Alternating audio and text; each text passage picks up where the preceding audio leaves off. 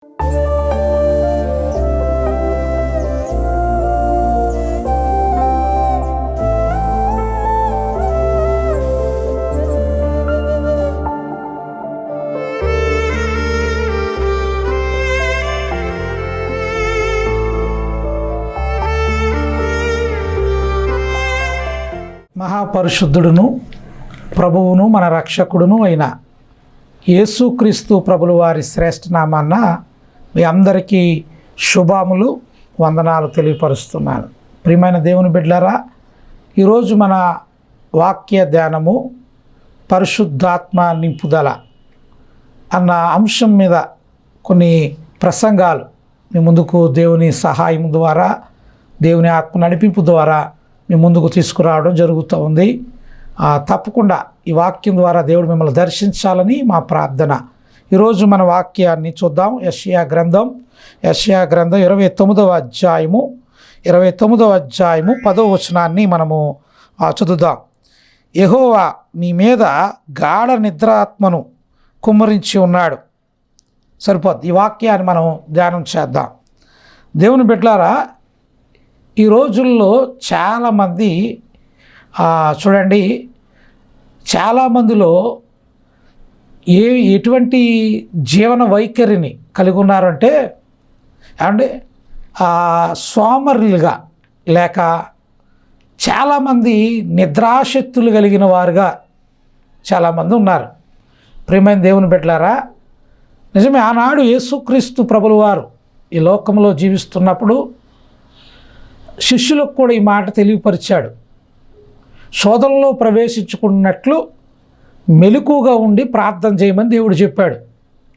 అయితే ఆ శిష్యులు ఆనాటి కాలంలో ఆ శ్రమలో వారు మెలకువగా ఉండి ప్రార్థన చేయటం మానేసి వారు నిద్రపోతున్నట్లుగా మనము దైవవాక్యంలో చూస్తూ వచ్చాం. అంటే నిద్రపోవడం తప్పండి అని మీరు అడగొచ్చు.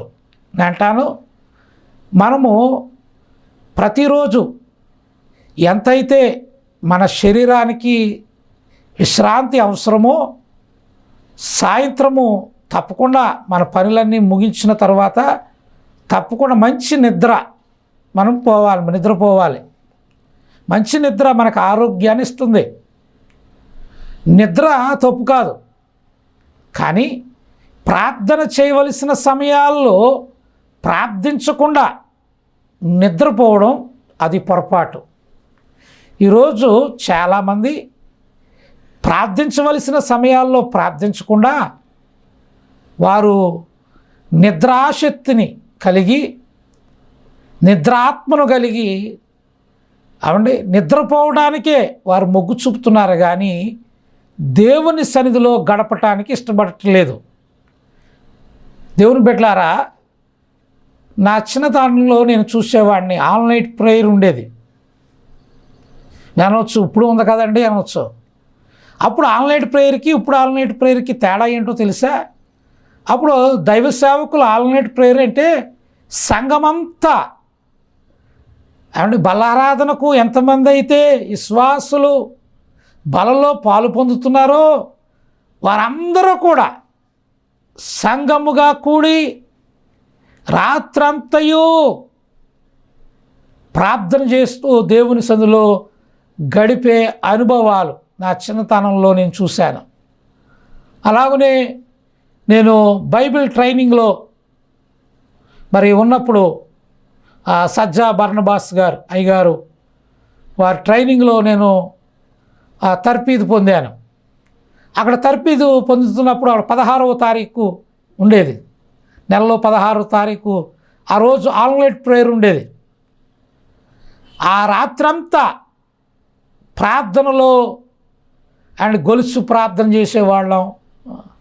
మమ్మల్ని ఎంతో ప్రార్థనలో వాళ్ళు నడిపిస్తూ ఉండేవారు.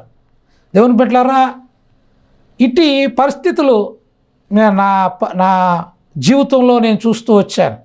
ఈరోజు కూడా చాలా దుఃఖంలో చాలా సంఘాల్లో ఆల్ నైట్ ప్రేయర్ జరుగుతుంది, మంచిదే, చేయాలి ఆల్ నైట్ ప్రేయర్ తప్పకుండా. కానీ ఎక్కడ పొరపాటు ఎక్కడ ఇబ్బంది అయిందంటే ఆనాటి కాలంలో సంఘమంతా ఆల్ నైట్ ప్రేయర్లో పాల్గొనేవారు ప్రార్థించడానికి. ఈరోజు ఆల్ నైట్ ప్రేయర్ అంటే ఎంతమంది ఉంటున్నారు? అయ్యా, నువ్వు వెళ్తున్నావా ఆల్ నైట్ ప్రేయర్ అంటే? రాత్రి అంతా ప్రార్థన చేయాలంట, రాత్రి అంతా మోకరించాలంట, రాత్రి అంతా కన్నీరు కార్చాలట. అమ్మో, నా వల్ల అవుతుందా? ఉదయాన్నే నాకు బోల్డ్ పనులున్నాయి, ఉదయాన్నే నాకు బోల్డ్ పనులున్నాయి, ఇబ్బందులు ఉన్నాయి, అవన్నీ చూసుకోవాలి. ఆల్ నైట్ ప్రేయరు నేను పాలు పొందలేను అనేవాళ్ళు ఈనాటి కాలంలో అట్టివాడిగా నువ్వు ఉన్నావేమో. ప్రార్థించవలసిన సమయాల్లో ప్రార్థించకుండా నిద్రాశక్తి కలిగిన, నిద్రాత్మను కలిగిన వాడిగా నువ్వు మారిపోయేవేమో. ఒకసారి ఆలోచన చేయండి, ఒకసారి నిన్ను నువ్వు పరీక్షించుకోండి. దేవుని బిడ్డలారా, నేను అంటాను, ఇటు వారికి పనులు ఉన్నాయి, మరి మేము ఉదయాన్నే మేము మరలా పనికి వెళ్ళాలి, మరి మేము ఎలాగో రాత్రంతా మెలుకుని ఉంటే ప్రార్థన చేస్తే ఉదయాన్ని పనికి ఎలా వెళ్ళగలం అంటాను. ఇబ్బందే, నిజమే. రాత్రి అంతా మీరు ప్రార్థనలో ఉన్నప్పుడు ఉదయాన్నే పనికి వెళ్ళడం చాలా కష్టం, చాలా ఇబ్బందే. కానీ దేవుని సావాసాన్ని కోరుకున్నవారు ఆ కష్టాన్ని ఇష్టంగా భావిస్తారు. దేవునికి స్తోత్రం, హల్లెలూయా. ఆ కష్టమే నేనంటాను. అని రాత్రి అంతా నిద్ర లేకుండా ఉదయాన్ని పనికి వెళ్ళడం చాలా భారంతో కూడింది. కానీ దేవునితో సావాసం చేయటానికి, దేవునితో ప్రార్థించటానికి ఆసక్తి కలిగి ఉన్నవారు అండి, ఎవరైతే దేవుని పట్ల, దేవుని సన్నిధిలో నేను గడపాలి, ఈ సమయం మరలా తిరిగి రాకపోవచ్చు, ఇది దేవుడు నాకు ఇచ్చిన సదావకాశం, ఇది నాకు దేవుడు ఇస్తున్న మంచివి, దేవుని సన్నిధిలో గడపటానికి యోగ్యమైన సమయాన్ని నాకు ఇచ్చాడు దేవుడు అని భావిస్తారో వారికి మన్నాడు కష్టం గుర్తురాదండి. దేవునికి స్తోత్రం. ఒకవేళ కష్టమైనా, ఇబ్బంది అయినా అంటే దాన్ని లెక్క చేయరండి వాళ్ళు. తప్పకుండా ఆల్ నైట్ ప్రేయర్లో తప్పకుండా రాత్రంతా ప్రార్థన చేయడానికి వాళ్ళు పూనుకుంటారు. ఈరోజు చూడండి, చాలామంది అన్యులు కొన్ని వారు భక్తి సంబంధమైన వాటిని వాళ్ళు చేస్తూ ఉన్నారు. వాళ్ళ సమయం చూడండి, ఏ సమయానికి మొదలుపెట్టారో మర్నాడు అదే సమయం వరకు. అంటే ప్రియమైన దేవుని బిడ్డలారా, ఈ వాక్యం వింటున్న ప్రియ సోదరుడా, సోదరి, మనము ఉపవాస లేక ఆల్ నైట్ ప్రేయర్లో మనము ప్రార్థిస్తున్నామా? ప్రార్థించవలసిన సమయంలో ప్రార్థించకుండా నిద్రాశక్తి కలిగిన వారుగా ఉంటున్నామేమో. కొందరండి, సేవకుడు ఎంతో భారంతో,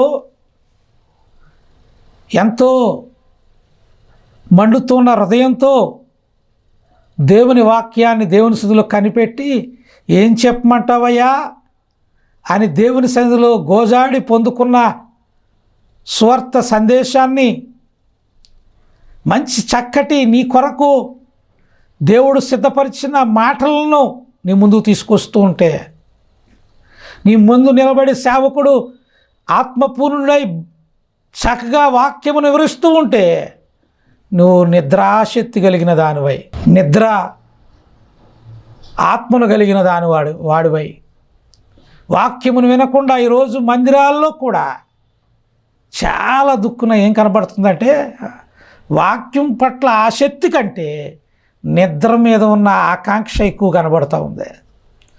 సేవకుడు వాక్యాన్ని మాట్లాడుతూ ఉంటే ఆ వాక్యం పట్ల మనస్సు పెట్టకుండా, ఆ వాక్యం పట్ల ధ్యాస పెట్టకుండా నిద్రకు జోగువారు చాలామంది ఉన్నారు. దేవుని బిడ్డలారా, బైబిల్ గ్రంథంలో కూడా అపోస్తుడైన పౌలు గారి పరిచర్యలో మనము ఒక సంఘటన మనం ఎరిగి ఉన్నాం. చూడండి, పౌలు గారు ఓ మేడగదిలో వాక్యం చెబుతూ ఉంటే ఒక ఆయన కిటికీలో కూర్చుని నిద్రపోయి కిందకు పడి చనిపోయినట్లుగా మనము దైవవాక్యంలో చూస్తూ ఉంటాం. అండి, కిటికీలో కూర్చుని కునుకుబాటు పడుతున్నాడు. ఈరోజు మందిరాల్లో కూర్చుని కూడా కొంతమంది నిద్రపోతూ ఉంటారు. నేను అంటాను, ఏమండి, ఒక ఆయనలా అడిగాడు, మేము ప్రతిరోజు కష్టపడతామండి, ప్రతిరోజు కష్టపడిన మా శరీరానికి అలవాటు, అలాంటి మేము ఈరోజు ఆదివారం పునరుద్ధాన దినం రోజున ఏ కష్టపడకుండా దేవుని సన్నిధికి వచ్చినప్పుడు చక్కగా ఒక ఫ్యాన్ కింద కూర్చున్నప్పుడు అండ్ చూడండి, మా శరీరము అప్పుడు దాకా అలసిపోయి ఉందేమో, ఇప్పుడు కూర్చుంటే నిద్ర రాదేంటండి అన్నాడు ఒక ఆయన. నిజమే, నేను దాన్ని అంగీకరిస్తాను. మన శరీరం రోజు కష్టానికి అలవాటు పడి ఆదివారం వచ్చే సమయానికి ఫ్యాన్ కింద కూర్చున్నప్పుడు ఖచ్చితంగా నిద్ర వస్తుంది. నేను కాదంటలేదు. అదే ఆ పరిస్థితిలో ఈ వాక్యం చెప్తున్నా, నేను కూర్చున్నా నిద్ర వస్తుంది, నేను కాదంటలేదు. కానీ నిద్ర వస్తున్నప్పుడు నేను అంటాను, అలాగే సమయాన్ని పోనివ్వక అండి మనము ఆత్మయందు సిద్ధపాటు కలిగి ఉన్నవారుగా, శరీరాన్ని జయించేవారుగా మనం ఉండి వెంటనే లెగిసి వెళ్ళి వెంటనే మన మొహం కడుక్కుని చక్కగా దేవుని సన్నిధిలోకి వచ్చి మరలా వాక్యం వినాలి కదా. లేక కూర్చుంటే నిద్ర వస్తుంది, నిలబడైనా సరే దేవుని వాక్యం వినాలి కదా. ఏమండి, ఏ విధంగా అయినా దేవుని వాక్యాన్ని నీ హృదయంలోకి తీసుకోవాలి కదా. మనము ఇంత ఆలోచించాం. ఒకటే ఆలోచిస్తాం, ఎందుకంటే మన హృదయాన్ని మనం సర్ది చెప్పుకుంటున్నాం కదా. కష్టపడ్డాం, ఫ్యాన్ కింద కూర్చున్నాం, నిద్ర వచ్చింది, పడుకున్నాం, తప్పేంటి అన్నట్టుగా అనుకుంటాం. నీ ముందు నిలబడిన వాడు దేవుడే, నీ వాక్య స్వరూపిగా నీతో మాట్లాడుతున్నవాడు దేవుడే. ఆది యందు వాక్యముండెను, వాక్యము దేవుని యొద్ద ఉండెను, వాక్యమే దేవుడై ఉండెను. మరి దేవుడే నీ ఎదుట నిలబడి నీతో సూటిగా వాక్యము ద్వారా మాట్లాడుతున్నప్పుడు నువ్వు ఎలా నిద్రపోతావండి? దేవుని బిడ్డలారా, ఈ వాక్యం ద్వారా చెప్తున్నాను, నిద్రను అంటాను, నిద్రపోవడం తప్పు కాదు నేను అంటాను, మరలా చెప్తున్నాను, మీరు అర్థం చేసుకోండి. ప్రార్థించవలసిన సమయాల్లో, వాక్యం వినవలసిన సమయాల్లో నీవు నిద్రాశక్తి కలిగి నీవు ఉంటే అది దేవునికి విరుద్ధమైంది, దేవునికి ఇష్టము లేదని దేవుని వాక్యం ద్వారా మీకు తెలియపరుస్తూ ఉన్నాను. ప్రభువా, దేవుని బిడ్డలారా, ఈ వాక్యం వింటున్న ప్రియ సోదరుడా, మెలకువగా ఉండి ప్రార్థన చేయి. శోధనలో ప్రవేశించుకున్నట్లు మెలకువగా ఉండి ప్రార్థన చేయి.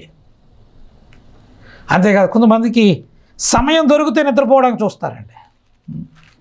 ఇంట్లో ఈరోజు ఏ పని లేదు అంటే ఏం చేస్తావు? ఎక్కువసేపు అంటే నిద్రపోవడానికే ఆసక్తి కలిగిన వారుగా ఉంటారు.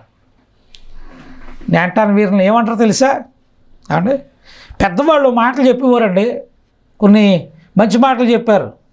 ఏమనంటే, అరే పెందల కాడనే లేవు అని చెప్పారు.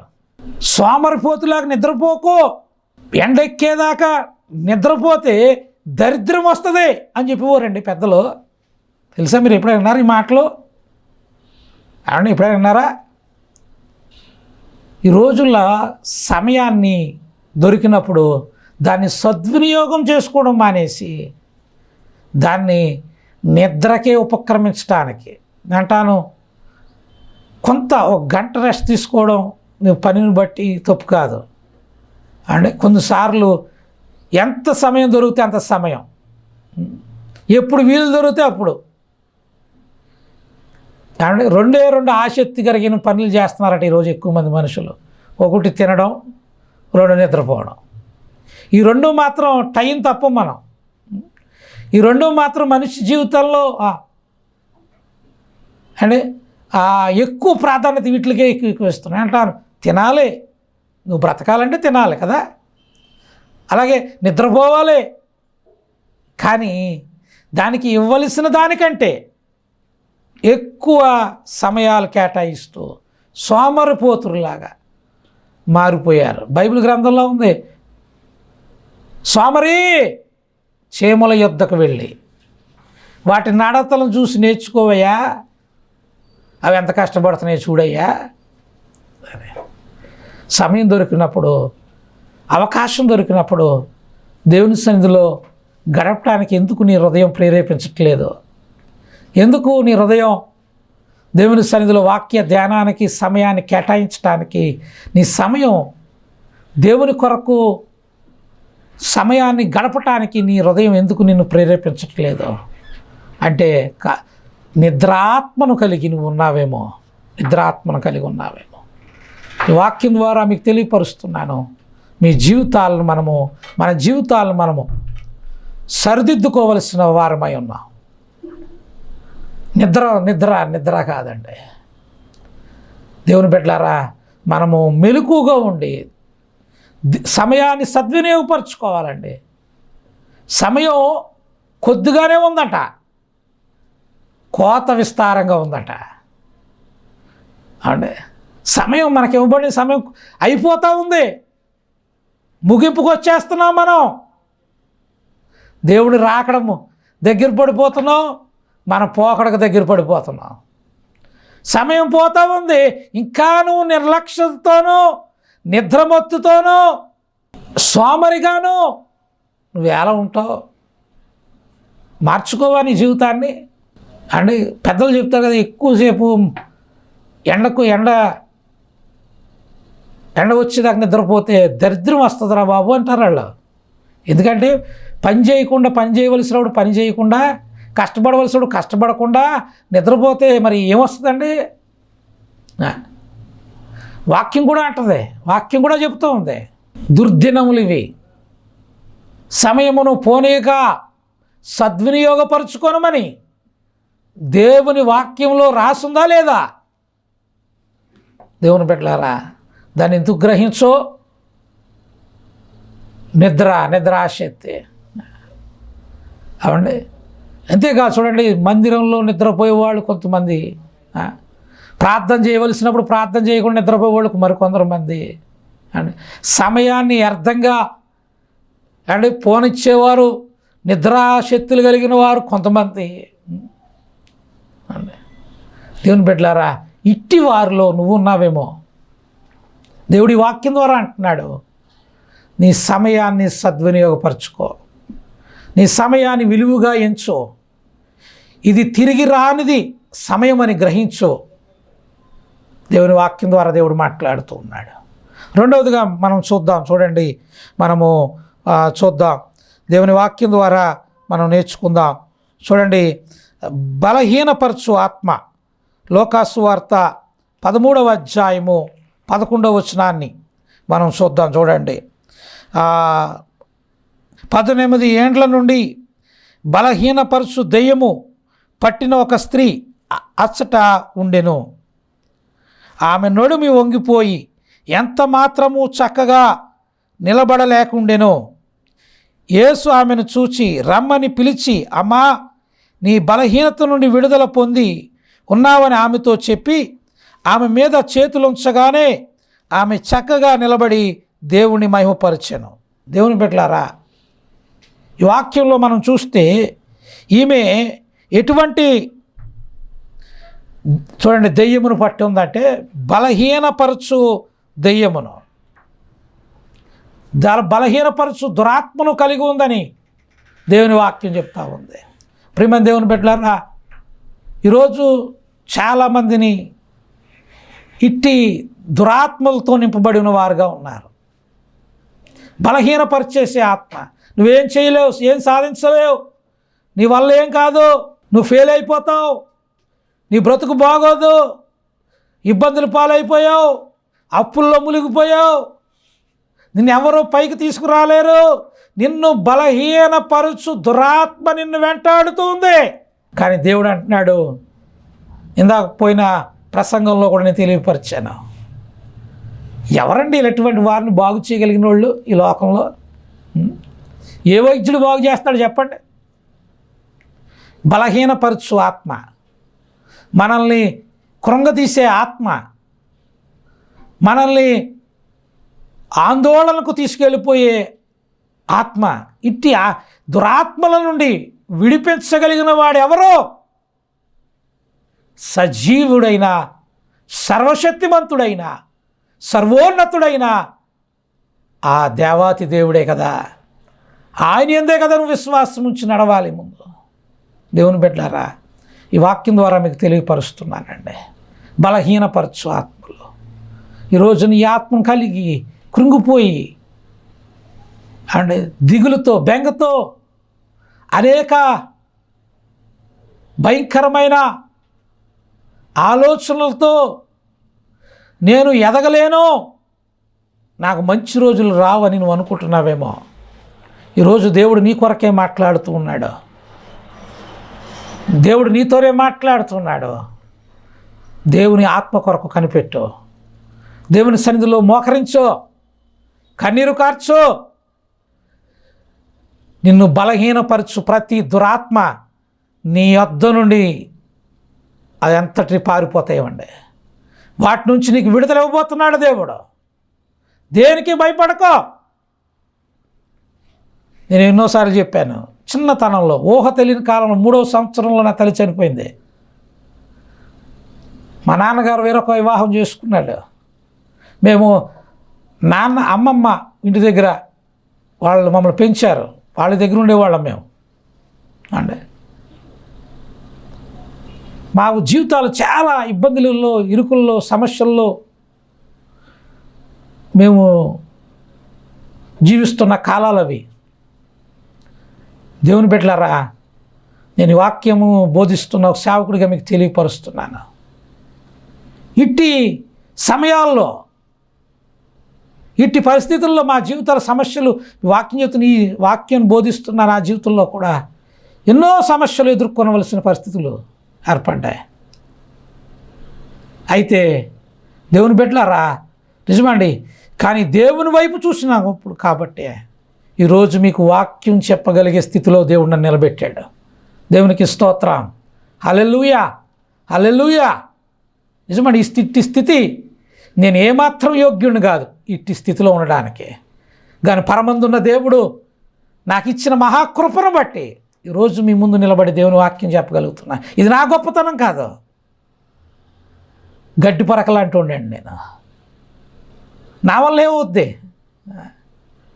కానీ అందరూ విడిచిపెట్టేసిన దేవుడు నన్ను విడిచిపెట్టక దేవుడు నన్ను వాడుకుంటూ ఉన్నాడు ఆయన సేవలో. ఆయన బలహీనులను బలపరుచు దేవుడై ఉన్నాడని నా జీవితమే ఒక సాక్ష్యం. నా జీవితమే ఒక సాక్ష్యం. నిజమండి, ఎవరు వాళ్ళ జీవితాలు వాళ్ళు చూసుకున్నారు. ఒంటరివాడిని అయిపోయిన రోజులు ఉన్నాయి. అంటే నన్ను మోసగించి నన్ను ఇబ్బందులు పాలు చేసిన వాళ్ళు ఉన్నారు. అంటే నాకు రావలసింది, నాకు ఇవ్వవలసింది కూడా ఇవ్వకుండా వాళ్ళే తినేసిన వాళ్ళు ఉన్నారు. ఒంటరిని అయిపోయిన వాడిని. ఒక ఆయన అయితే అన్నాడు, నీ వల్ల ఏం కాదు అన్నాడు. ఒక ఆయన, నువ్వేం చేయలేవు అన్నాడు. కానీ దేవుని బిడ్డలారా, నేను బలహీనుడినే, కానీ నన్ను బలపరచగలిగిన వాడు నా పక్షాన ఉన్నాడు. నన్ను ధైర్యపరచగలిగిన వాడు నా దేవుడు నా పక్షాన ఉన్నాడు. బలహీనమైన ఆత్మను కలిగి ఉన్న పరిస్థితుల్లో దేవుడు లేవనెత్తగలిగిన దేవుడు నన్ను లేవనెత్తి వాడుకుంటూ ఉన్నాడు ఈ రోజున. దేవుని బిడ్డలారా, అవండి, పనికిరాని నన్ను ఇలువుగా ఇచ్చాడు ఆయన. నన్ను అర్హత లేని నన్ను అర్హుడుగా ఇచ్చాడు నన్ను ఆయన. దేవుని బిడ్డలారా, నిజమైన ఈ వాక్యం ద్వారా మీకు చెప్తున్నాను, నువ్వు బలహీనమైన ఆత్మను కలిగి ఉంటే బలపరుచు దేవుని వైపు నువ్వు తిరుగు. దేవునిపై పూర్తిగా అనుకో. దేవునిపై ఆధారపడు. దేవా, నా తండ్రివి నీవే, నా తల్లివి నీవే, నీవే నన్ను నడిపించగలిగిన సమర్థుడువు నీవే అని పరిపూర్ణమైన విశ్వాసముతో దేవుళ్ళు కొనసాగు. తప్పకుండా అని అంటాను, బలహీనపరచు ఆత్మ నుండి విడుదల పొందగలవు. బలపరచు దేవుని వైపు నువ్వు తిరగగలవు. దేవుడు నిన్ను మోడైపోయిన నీ జీవితాన్ని ఆయన చిగురింప చేయగలడు. ఆయన శపితమైన నీ జీవితాన్ని ఆశీర్వాదంలోనికి మలచగలడు, దీవెనకరంలోకి మలచగలడు. దేవుని బిడ్డలారా, నేను ముగిస్తూ ఉన్నాను.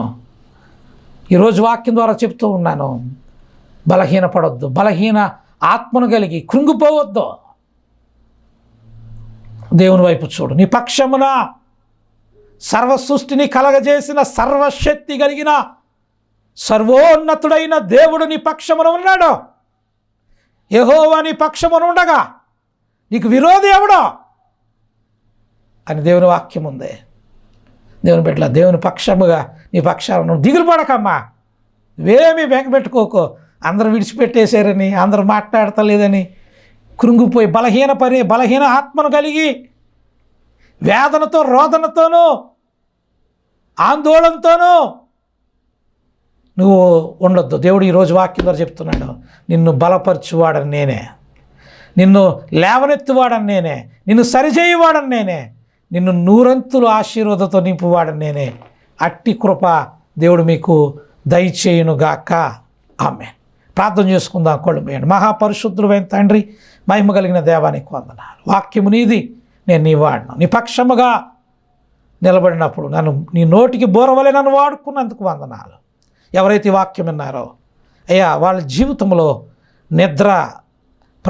నిద్రాశక్తులుగా కాకుండా ఆత్మలో ఆసక్తి కలిగిన వారుగా, నీ వాక్యం పట్ల అత్యాసక్తి కలిగిన వారుగా మార్చమని ప్రార్థిస్తున్నాను.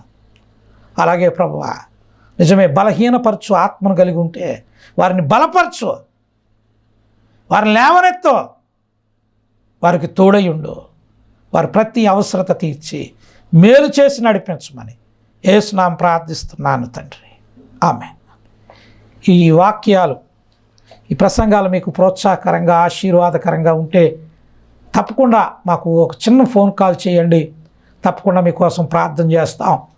అలాగనే మీరు తణుకు, అలాగే నిడదవోలు, భీమవరం అండి, తాడేపల్లిగూడెం ఈ పరిసర ప్రాంతాల్లో మీరు ఉంటే మీరు మమ్మల్ని ఆహ్వానిస్తే తప్పకుండా మీ ఇంటికి వచ్చి మీ అవసరాల కొరకు మేము ప్రార్థన చేయడానికి నేను, మా దైవజనురాలు అండ్ మా బృందం మేము సిద్ధంగా ఉన్నాం.